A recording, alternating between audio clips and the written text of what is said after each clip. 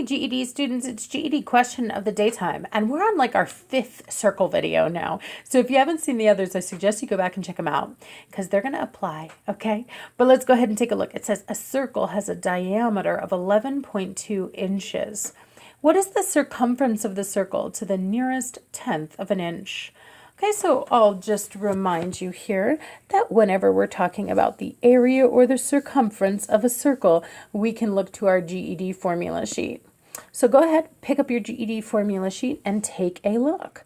The first section of the formula sheet is titled perimeter, and that's where you're going to find circumference. Because circumference is a special name for the perimeter of a circle. It's the special name for the line outside of a circle, basically the length of that line, okay? So when I look for circumference, I'm looking for the length of the line outside a circle. And what I need, I definitely need a formula. When circles get involved, you want formulas. So take a look. There are actually options under circumference. You don't see this for the other formulas, but this is one where I have two formula options. It says C is equal to pi d, or C is equal to 2 pi r. And then there's a little semicolon there, and it gives you an extra piece of information in case you've never heard of pi. Pi is about approximately equal to 3.14. Okay, so like which formula should we pick? Well, which we should pick depends on whether we've been given D. D stands for the diameter of a circle, or R. R stands for the radius of a circle. So let's go look at our problem and see what we know. It says a circle has a diameter of 11.2 inches. Well, we know the diameter, so which formula should we use? The one with a D in it. We're not doing this because the other one's wrong. We're doing it because we're super lazy mathematicians and we want as little work as possible. So let's write down that formula. C is equal to pi d. That's what I always do first when I'm utilizing formulas. Next thing I'll do is plug in any known values. Let's go ahead and take a look. So first thing is a C. But C is the thing we don't know. Look at this phrasing. What is the circumference of the circle? So when we don't know something in math, in algebra especially, we leave it as a letter. So there's my letter. Now, I'm going to do something a little weird. I want you guys not to freak out. It's not a big deal.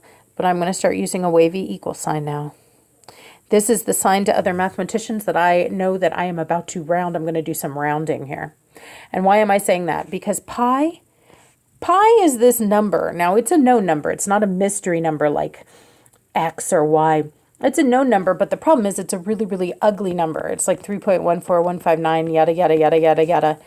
It goes on and on forever. Mathematicians do not like decimal forms of numbers that go on and on forever. And so we will typically either use a symbol like pi, or we will round it like here. That's what this means. Pi is approximately equal to 3.14. So I'm going to plug in this decimal approximation for pi, 3.14.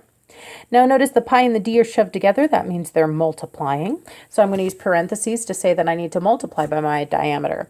And I know my d, my diameter, is 11.2.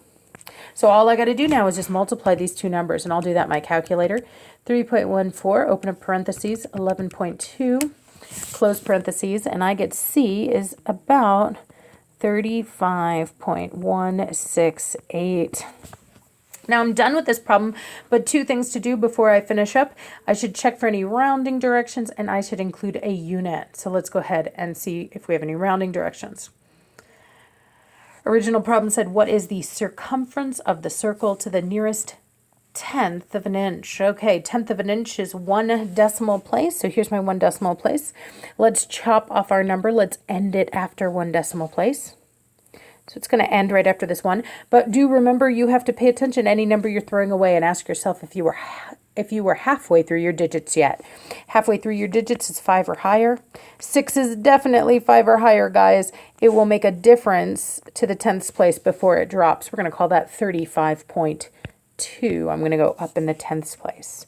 I'm going to call that about 35.2. And 35.2 what? Well, circumference is just a line around the outside of the circle, so it's measured in plain old linear units, like inches, feet, or meters. In this case, inches. Because I was in inches, I'm still in inches. All right. So final answer here then is 35.2 inches is the circumference of this circle. If you have any questions about this or any other GED math topic, be sure to drop it in the comments, and I'll do my best to answer it.